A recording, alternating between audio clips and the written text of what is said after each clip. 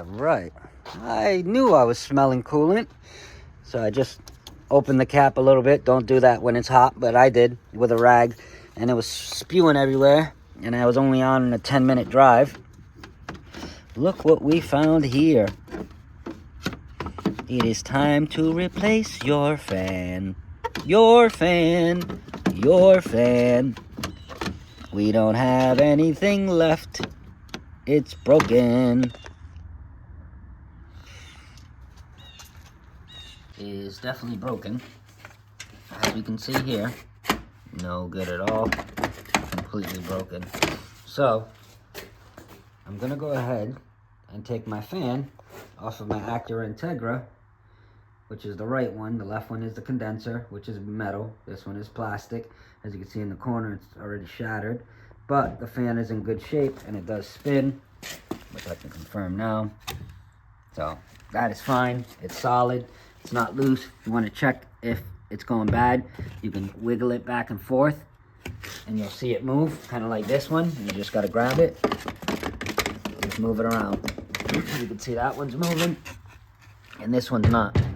Actually, the whole radiator is moving.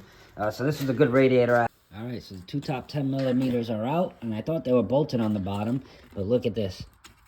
Once you take out the two 10 millimeters, so it literally just slides out. So these are just brackets with 10 millimeters on them. Again, this is for a B series Integra. And we're gonna take this fan, and we're essentially just gonna swap it out and put it in. So let me take out this Civic radiator fan and see if this can fit right in there. And of course, the two 10 millimeters at the top broke. So now you have the stud stuck in here and the stud stuck in there. But the good thing is you just take a little needle nose plier and you just take it out and you'll be good, because I have the spare one.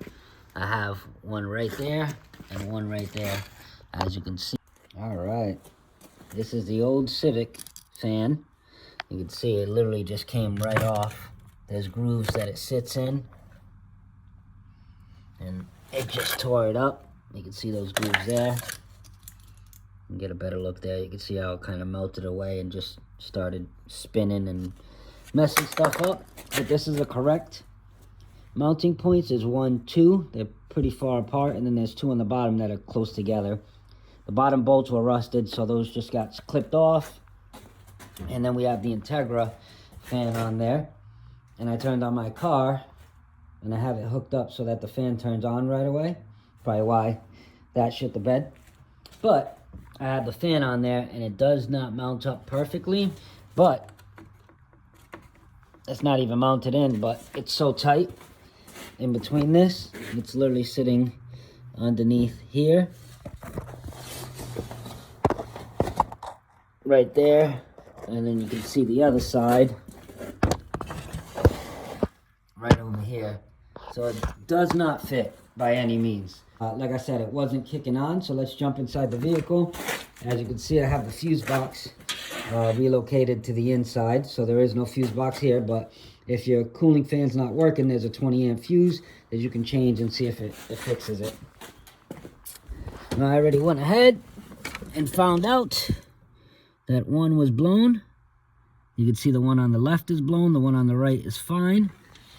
And when you look at your box, this one is the condenser fan, which I don't have, but there was a good fuse there. And this one is the cooling fan. So if you're looking at it all the way to the right, that one's your cooling fan. Let's go ahead and put in this good 20 amp and see if we hear the fan kick on. Oh yeah, she's on, I can hear it.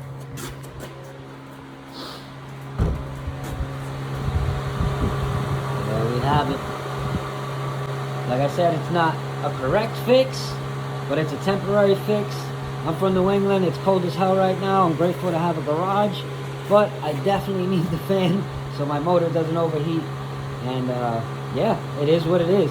Simple, easy fix with no money, just time and effort. That's all it takes. Especially if you're a Honda enthusiast or have extra parts laying around or have a buddy with extra parts they don't mind giving you.